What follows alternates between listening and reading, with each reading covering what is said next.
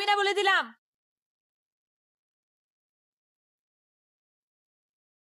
মা না তো। এরে, অফ কর অফ কর। হ্যাঁ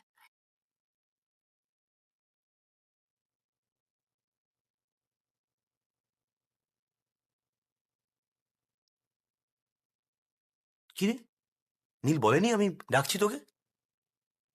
বলেনি? কি রে, সর।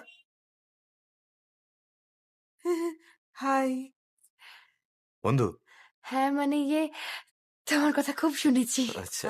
আপনি তো বাবাই দা। হ্যাঁ, বস। ওরা জানে তুই কত ফাঁকি ভাই? জানে না? বেশ। জীবনে তো একটা লক্ষ্য স্থির করো।